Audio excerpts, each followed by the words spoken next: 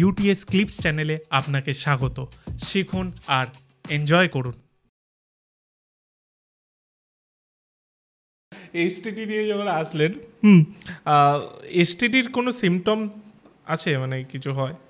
আপনি একটা প্রশ্ন করেছিলেন ফার্স্টেই যে আপনারা মানে ম্যাক্সিমাম মেল হেলথ বা যেটা আমরা অ্যান্ড্রোলজি যেটা বলি মেল হেলথ ইস্যুস কী পান, সেটা হচ্ছে গিয়ে basically is not premature ejaculation, is not erectile dysfunction but an STD, sexually transmitted infection. এটা আমাদের যুগান্ত ধরে আসে। এটা নয় যে আজকে ইউনিভার্সিটি হয়েছে বলে বেশি হয়েছে, না, একদমই না। বা হুকআপ কালচার করেছে, আগে থেকেও ছিল, এখনও আছে। ম্যাক্সিমাম এখন ব্যাপারটা কি, ম্যাক্সিমাম সেক্সুয়ালি ট্রান্সমিটেড ডিজিজ কিন্তু দেখুন ছেলেদেরও হয়, মহিলাদেরও হয়। অবভিয়াসলি একজন থেকে একজন আসছে, একজন থেকে একজন আসছে। মানে এ ছেলে বি মেয়ের সাথে করলো সেক্স, এর ছেলের এসটিডি ছিল, বির মেয়ে হয়ে গেল, এবার বি মেয়ে কাউকে কিছু বললো না, সেটা পাশের বাড়ির সাথে করে এসছে, এবার তার বিয়ে হতে চলেছে, সে অ্যাসিমটোম্যাটিক। ফিমেলস উইথ এসটিডি আর মোস্টলি অ্যাসিমটোম্যাটিক, কারণ ছেলেদের পেনিসের মধ্যে মূত্রনালী আছে, ওখান থেকে দুটো জিনিসই বেরোচ্ছে, বীর্যও বেরোচ্ছে এবং ইউরিনও বেরোচ্ছে। সুতরাং দে আর মোস্ট মানে বলতে পারেন prone to develop the symptoms. মহিলার কী হচ্ছে, মূত্রনালী আলাদা, ভ্যাজাইনা আলাদা, they are not prone to symptoms. হয়তো সিমটমস হবে because gonorrhoea is one of the very important cause of STD. এখন অত গোনোরিয়া নেই বিকজ অফ হাইজিন মেনটেন্যান্স ভালো হয়েছে, মহিলারা হাইজিন মেনটেন করেন, বা এখন নন গোনোরিয়াল এসটিডিটা বেশি হয়। তো কী হচ্ছে, বি মহিলা যখন উনি কিন্তু অ্যাসিমটোম্যাটিক আছেন, কেউ জানেই না। কতজন বিয়ের আগে বলে ও মামুনি তুমি তোমার ভ্যাজাইনাল সোয়াবটা দাও তো, চেক আপ করি, তারপরে বিয়ে ঠিক করবো। আমরা কুণ্ডলি দেখি, আমরা দেখি ভ্যাজাইনাল সোয়াব দেখি, তা তো দেখি না। সুতরাং সে একজনকে বিয়ে করলো, সি ছেলের কিন্তু ইনফেকশন হয়ে গেল, কি বলবো, বিকামস আ সাইকেল। এবার সি ছেলের বউকে আর ভালো লাগছে না, বাইরে গার্লফ্রেন্ডের সাথে করতে গেল ডিকে, সে তো হুকআপ কালচার, ডিকে করলো, ডির হলো, অ্যাসিমটোম্যাটিক হলো, আবার চলে এলো ছেলে, এবার তার সাথে হুকআপ করবে, ডি সাথে তার হয়ে গেল। মানে বুঝতে পারছেন একটা কতভাবে ছড়িয়ে যাচ্ছে। So STD is so common. ছেলেদের মধ্যে খুব ইম্পর্ট্যান্ট একটা সিমটম আমি বলতে চাই, কারণ অনেক পুরুষ মানুষরা আসেন আমার কাছে পেশেন্ট হিসেবে, তারা বলে যে ডাক্তারবাবু আমি সেক্স করেছিলাম, প্রথমে কিন্তু বলতে চায় না, না ডাক্তারবাবু আমার পেচ্ছাপে জ্বালা, লঙ্কা বাটার মতো জ্বালা। তারপর আর কি হচ্ছে, না একটা পুঁচ বেরোচ্ছে, ধাতের মতো বেরোচ্ছে। আচ্ছা, ধাত কি বেরোচ্ছে, এবার না আমার ধাতটা একটু অন্যরকম, একটু গন্ধ বেরোচ্ছে। এই যে বার্নিং সেন্সেশন, লঙ্কা বাটার মতো জ্বালা এবং ধাত বেরোচ্ছে, means one is having a STD. তখন আমি জিজ্ঞেস করি, আচ্ছা তুমি গেছিলে? হ্যাঁ আমি গেছিলাম। কন্ডম ইউজ করেছিলে? না করিনি। ব্যাস।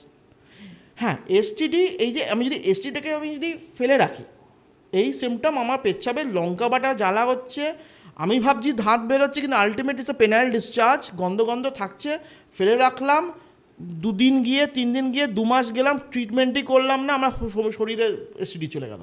আচ্ছা, ইউরেথ্রাইটিস হলো, ইউরেথ্রাল স্ট্রিকচার হলো, খুব কমন, আমরা ইউরেথ্রাল স্ট্রিকচার পারি, মূত্রনালীটা সরু হয়ে যায়, the most common is STD. এবং STD can be bacterial, most common was gonococcal, এখন নন গোনোকক্কাল অনেকগুলো চলে এসছে, এবং ভাইরাল অলসো। ভাইরালটা obviously they are not curable as such, but they are treatable. Curable treatment can be control, HIV, hepatitis B, they are also, মানে hepatitis C, এগুলো তো সেক্সের সাথেই হয়। এবং when one suffers from it, they can get medicines and that disease can be controlled. So very important, বলার অর্থ একটাই যে always use a condom when you are having sex with a unknown person, যাকে আপনি পুরোপুরি বিশ্বাস করেন না। এটা ট্রাস্ট ইস্যু চলে আসে, কিন্তু অনেক কষ্টের সুন্দরী গার্লফ্রেন্ড পেয়েছি, একে যদি আমি এখন কন্ডম ইউজ করি তাহলে ও ভাববে আমাকে হয়তো বিশ্বাস করে না। অনেকে ভাবে যে গার্লফ্রেন্ড চলে যাবে, ট্রাস্ট ফ্যাক্টরের জন্য অনেকে কন্ডম ইউজ করে না।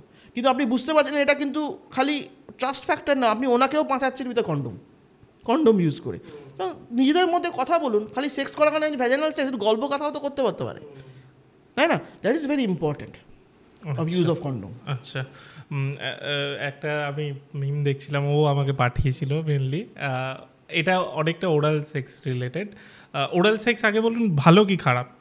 It's a part of the sexual process, মানে এর ক্ষেত্রেও তো ইনফেকশন ছড়াতে পারে, করতে পারে ভেরি মাচ। কারণ এই যে মহিলাদের ধরুন, এখন মহিলা বলছি কি, আমরা এখন পর্নোগ্রাফি বলতে কি বোঝাই, মানে পর্নোগ্রাফি শিখিয়ে দিয়েছে সেক্স মানে কি, মহিলা দেখে ইরেক্ট হবো, একটু ওরাল সেক্স করবে, ভ্যাজিনাল সেক্স করবে, 2 ঘন্টা বুম বুম চলবে, শেষ।